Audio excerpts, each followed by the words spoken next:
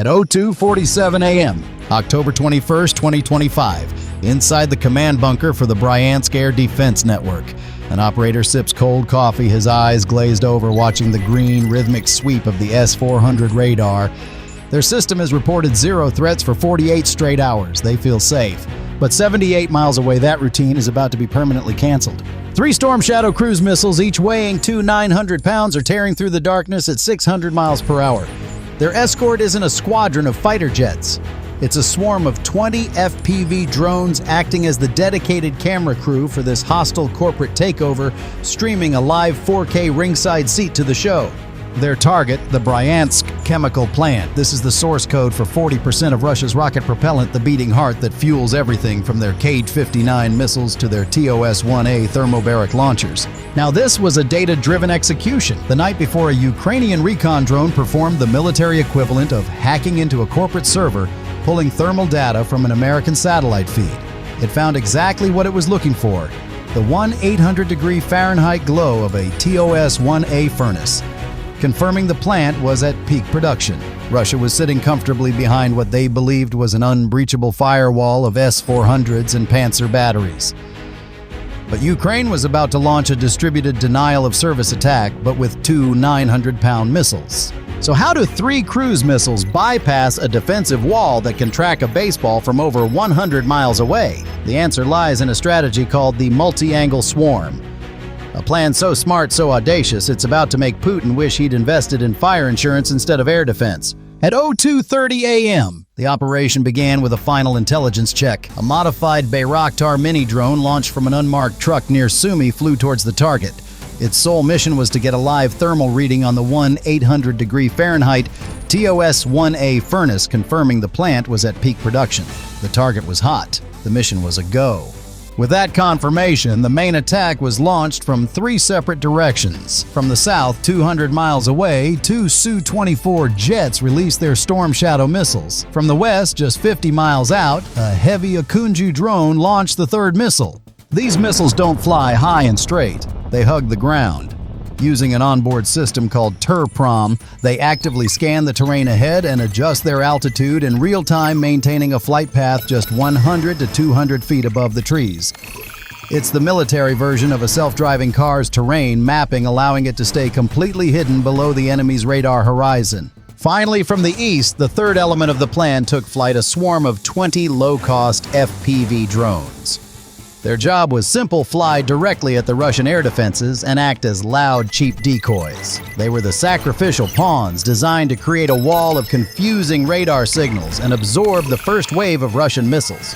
The stage was set: 3 advanced cruise missiles sneaking in low, masked by a swarm of disposable drones. Russia's billion-dollar defense network was about to be hit from 3 directions at once. At 02:35 a.m., the S-400's radar, built to spot stealth bombers 250 miles out, catches a faint blip, but it doesn't see high-value missiles. It sees exactly what Ukraine wanted it to see: the loud, chaotic swarm of cheap FPV drones.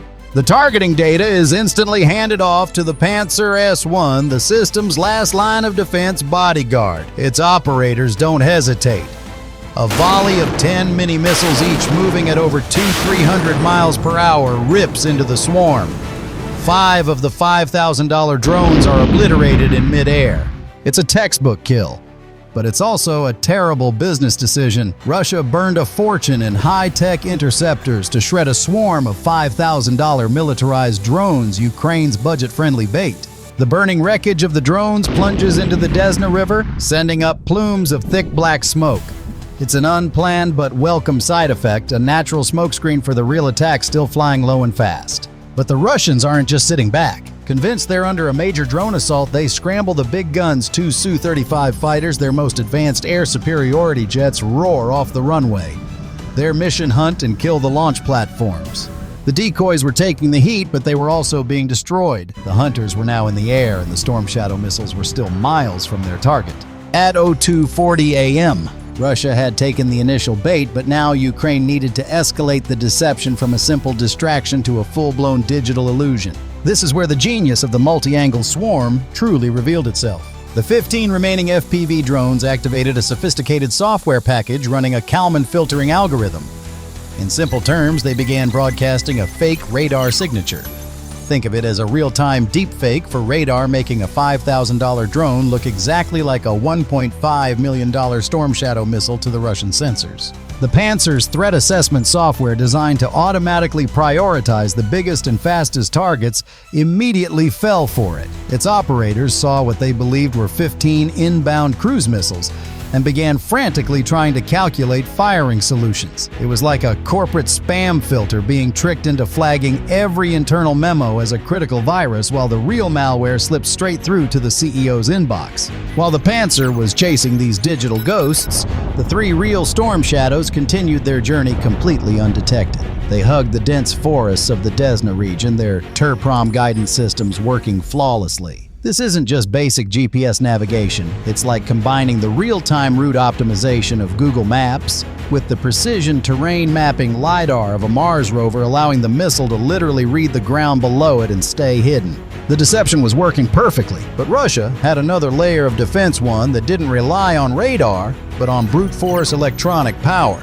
At 02:45 a.m., the Russian commander made the call to activate his final defensive layer. The Krasuka-4, Russia's electronic warfare beast, unleashes a 186-mile-wide jamming storm, scrambling GPS signals in a desperate bid to blind the missiles. Instantly, the GPS signals guiding the Storm Shadow missiles vanished.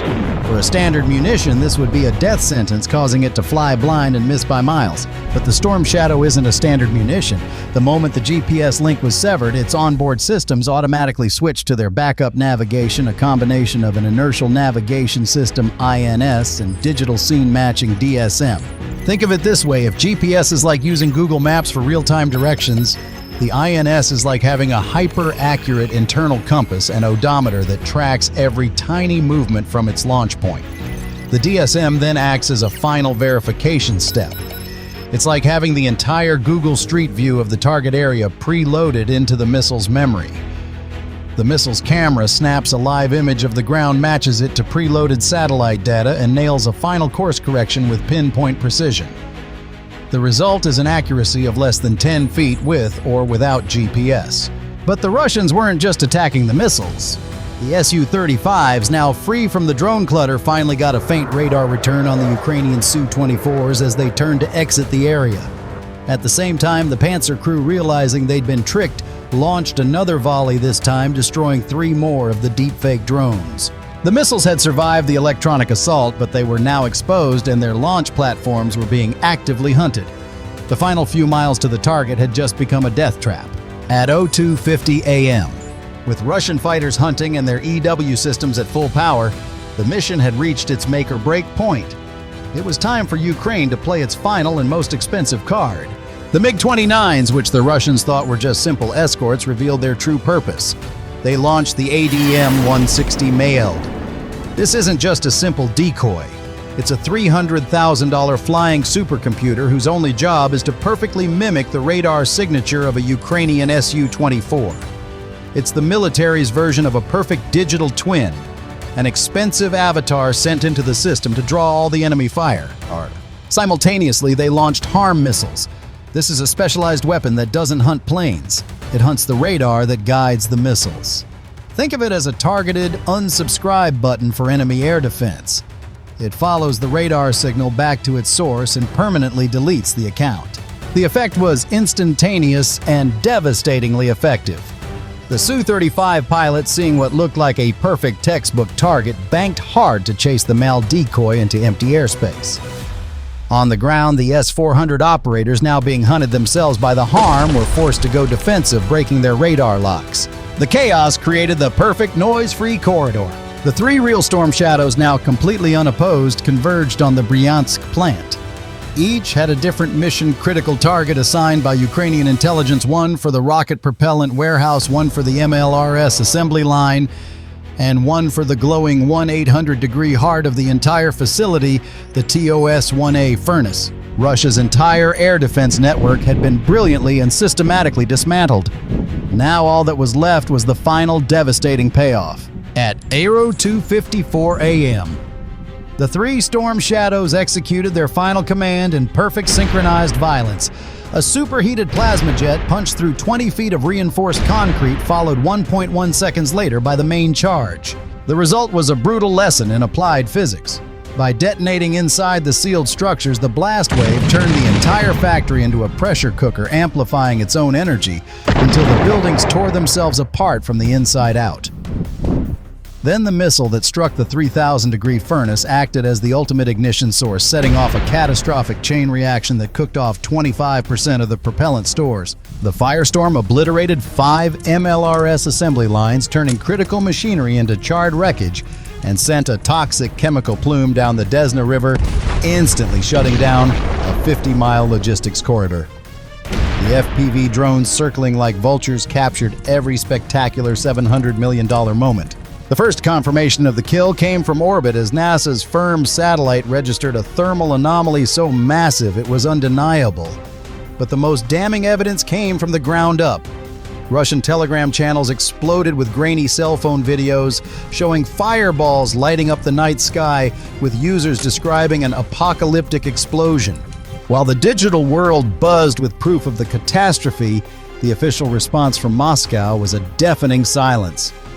The Kremlin's entire crisis communication strategy was to pretend it didn't happen. But you can't hide a 40% drop in your ammunition production pipeline.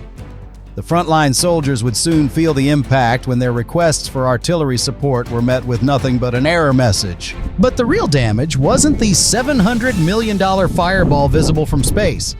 The real damage was the strategic chain reaction. It just triggered a logistical nightmare that cascaded across Putin's entire war machine.